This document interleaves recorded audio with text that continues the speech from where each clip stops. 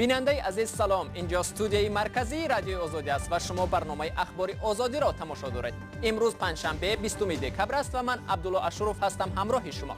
حالا مرور میکنیم به سرخط برنامه امروز. راهی ازبکستان برای تاجیکستان ارزان شد. ازبکستان حق استفاده راه برای رانندگان ماشین‌های بارکشانی سمت تاجیکستان را از 400 به 200 دلار ارزان کرد. بازگشت پس از جنگ 7 ساله. سربازان امریکا پس از پیروزی با دهشت‌افکنان دولت اسلامی از خاک سوریه بیرون می‌روند. همین طریق پسران ما، زنان جوان و مردان ما همه همین حالا برمیگردند. ما همان طور می‌خواستیم، پیروز شدیم. همه به تماشای مردی راه. فیلم درباره پرزیدنت امامعلی رحمان تالار کینوتئاترها را پر از تماشابین کرد، اما کارشناسان چنین نمایشنامه‌ها را چندان مؤثر نمی‌دانند. طور تجربه نشان می‌دهد چنین تجربه ها جایگاه خوب نیافتند و ثمره بخشی خود را ثابت نکردند. برنامه را با خبرها از تاجیکستان آغاز میکنیم. همسایه کشور غربی تاجیکستان ازبکستان که مسیرهای از همه مهمی بارکشانی کشور طریق قلمروی آن میگذرد، شرایط عبور و مرور ماشین‌های بارکشان را برای رانندگان تاجیک آسان‌تر کرد. در عهد اسلام کریموف پرزیدنت سابق، ازبکستان بلندترین طرفه‌های استفاده از راه‌ها را برای ماشین‌های بارکشان تاجیکستان مقرر کرده بود. اکنون ازبکستان طرفه‌های استفاده از راه‌هایش را برای تاجیکستان از 400 دلار قبلی تا به 200 دلار پایین آورد. ادامه این موضوع در گزارش همکارم برات یوسفی. نقلیات باربری بین المللی تاجیکستان از این بابت حق دارند تا 5 روز در قلمروی ازبکستان باشند. این بر اساس یک قرار حکومت ازبکستان در مورد ساده کردن حرکت نقلیات بارکش خارجی در قلمروی این کشور مقرر شده است. قبلا نقلیات بارکش تاجیکستان تا 3 روز حق داشتند که قلمروی ازبکستان را عبور کنند، ولی راننده هایی که زیاد به خاک ازبکستان بارکشانی میکنند میگویند فعلا حتی اگر تا 10-15 روز در حدود ازبکستان تأخیر کنید جریمه طلب نمیکنند. مهلت اول 3 روز بود، حاضر تا یک ماه یگان گپ نیست. یگان با هر یک 3 روز دیر میکردیم، هر روزش 70 دلار میسپردیم. حاضر همین چیزا موبایل گرفتگی نیست. همین 10 روز میستید، 5 روز میستید، به ملال گذشته رفت آمدن میگیرید. یگان مانع نیست. نمیتونستیم، بسیار وقت نمیتونیم. 2 روز 3 روز همین پولا تا 210 دلار ما میسپریم. 3 روز میتونیم 210 دلار، 2 روز میتونیم 140 دلار میسپریم. خود همینا این موبایل گرفته شد نیست. رانندگان میگویند بعد از گردشوی مناسبت تاجیکستان با ازبکستان، حق استفاده راههای این کشور برای ماشین‌های بارکش تاجیکستان از 850 دلار تا 350 دلار پایین آورده شد. همه گفتیم که همین 300 دلار 50 دلار دزول دارد تمام. همین را میسپریم تمام. وقتی ای ازبکستان قفا گشت آمدیم، وقتی که ما بزگریم به طرف روسیه و ترکیه و دیگر دولت‌ها قفا کرده در آمدن با 200 دلار دیگر میتیم. همچنان بر اساس قرار حکومت ازبکستان، نقلیات باربر تاجیکستان اجازه حرکت از طریق 18 خط سیر بین المللی این کشور را به دست آورده است که در حدود منطقه بیشترین به حساب می رود. این در حالی است که مقامات تاجیکستان نیز میگویند جانب تاجیکستان برای به کشور ترانزیتی تبدیل شدن برای حرکت نقلیات بارکش خارجی نیز سبکی ها داده است.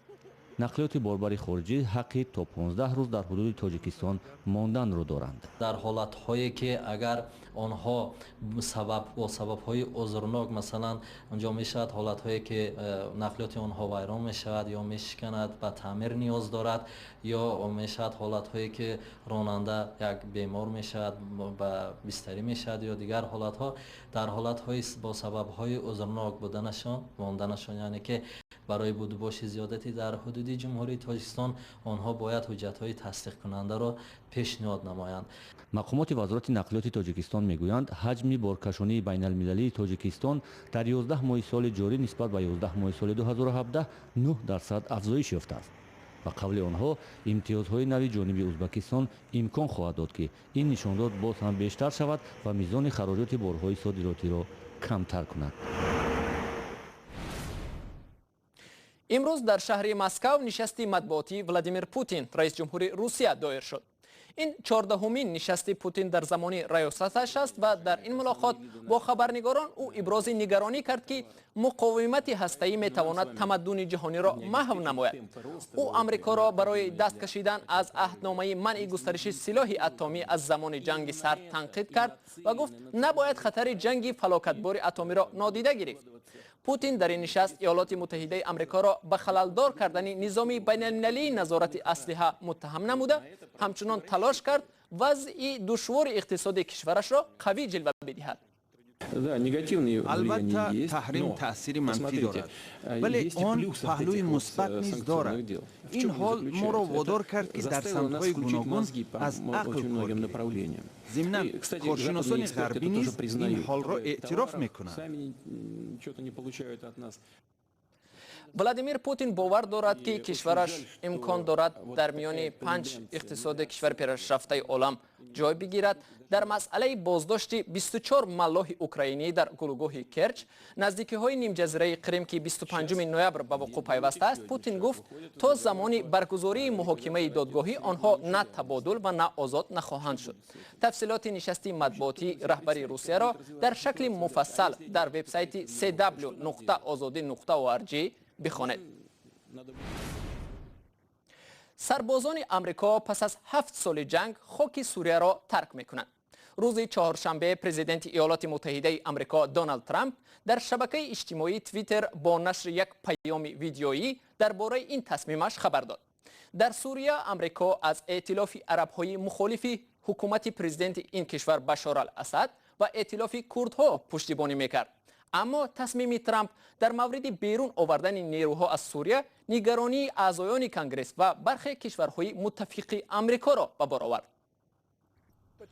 روز چهارشنبه پرزیدنت ایالات متحده آمریکا دونالد ترامپ در شبکه اجتماعی توییتر پیام نشر نموده گفت بعد پیروزی تاریخی بر گروه دهشت افکن دولت اسلامی در سوریه، ارتش آمریکا فوراً به وطن برمیگردد.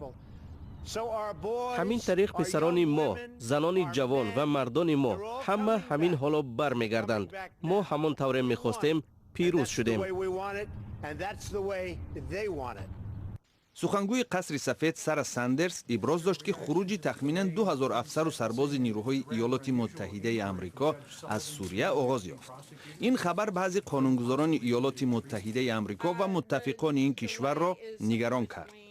وکیلان هم از حزب حاکم جمهوری خواه و هم از حزب دموکرات اقدام پرزیدنت ترامپ را محکوم کردند. بعضی ها گفتند که این عمل خیانت به نیروهای کرد است که در سوریه متفق آمریکا هستند.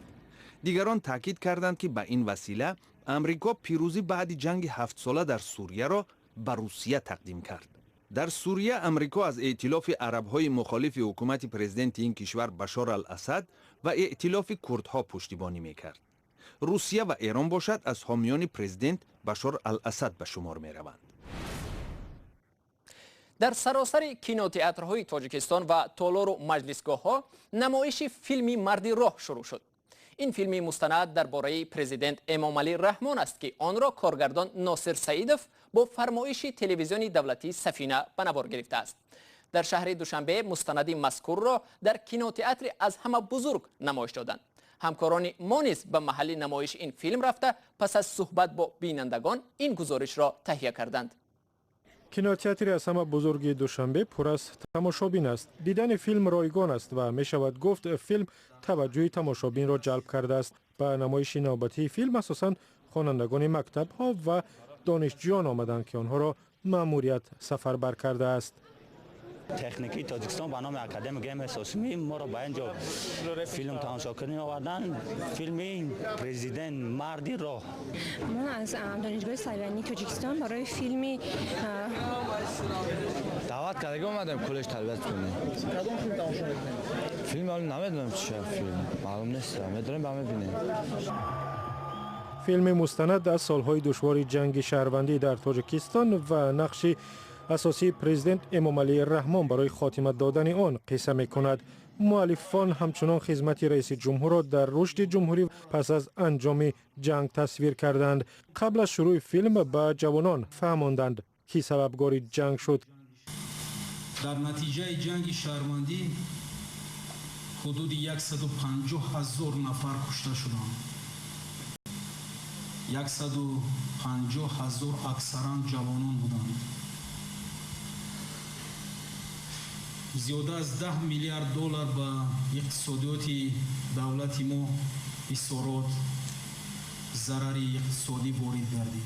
فیلم مستند درباره رئیس جمهور امامعلی رحمان نخستین نیست. در سالهای گوناگون تقریبا همه تلویزیون‌های دولتی چنین مستندها را تهیه کردند.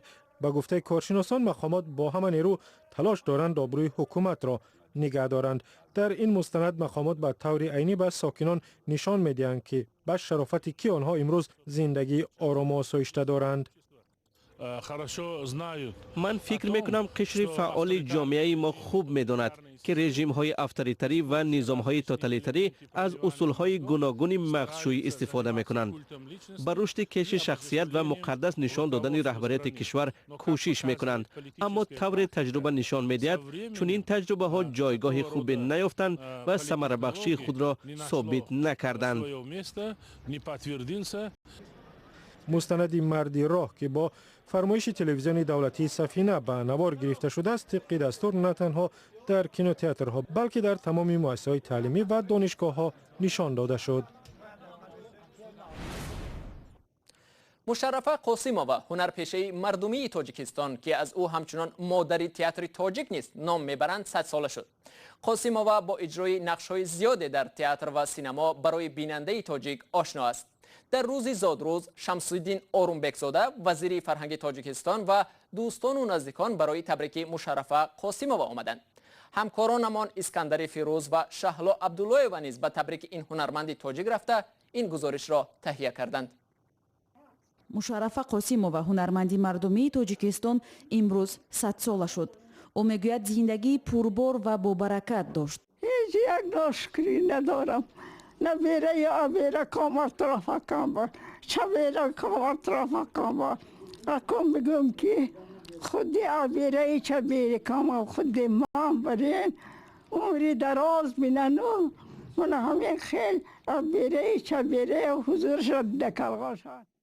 از صبح امروز در منزلش دوستان و همکسبان و نماینده مقامات را پذیرایی میکرد. با مهمانها عکس میگرفت و دعای نیک میداد. رسالت خانوادگی این خانواده بزرگ همیشه تا امروز بعد سری استاد محمد جان قاسیموف و فروخ زندیات با ما تا امروز آوردن. این مادر واقعا یک شخصیت بزرگ هستند که تا این سن سال رسیدن. یکی از صفات‌های بهترینی که از اون گرفتم درک میکنم، چون اون کس در این سال مبارکشون بسیار مشکلی ها را از پس سر کردن، بسیار عذاب ها را گفتن ممکن باشد برداشت کردن. مشرفه قاسیمووا دوام عمرش راههای پرپیچ و تاب زندگی را طی نمود. او را دختر دشمن خلق هم اعلان کرده بودند. مشرفه قاسیمووا از سال 1937 این جانب در صحنه تئاتر تاجیک هنرنمایی میکند. او در صحنه تئاتر و کینو تمثال‌های برجسته را آفریده است. از طرف مردم بهترین آفرنده نقش مادر شناخته شده است. حالا در حلقه نبیره‌ها و فرزندان دولتی پیری میراند. سرحجان یولداشف ساکن ناحیه اشت ادعا دارد که مأمور اجرای قرارهای دادگاه همراه پدرش او را سخت لطوکوب کردند، ولی تحقیق پرونده آنها به کندی پیش می رود. سرحجان یولداشف 33 ساله و راننده تاکسی روز 4 نوامبر برای خریدن گاز مایع به نقطه فروش مواد سوخت رفت و به صفت پست گاز ایراد گرفت. ایراد یولداشف صاحب نقطه فروش مواد سوخت تویچی قشمیرزویف و پسرش شیرزاد تویچیزاده را به غضب آورد و هر دو او را زیر مشت و لگد گرفتند. بیننده ارجمند، وقتی برای برنامه ما جدا شده به پایان رسید. اخبار از این بیشتر را در سامانه cw.azadi.org و صحیفه ما در فیسبوک و ادنکلاسنیکی بخوانید و در صحیفه آزادی ویدیو صحیفه ویژه ما در یوتیوب تماشا کنید.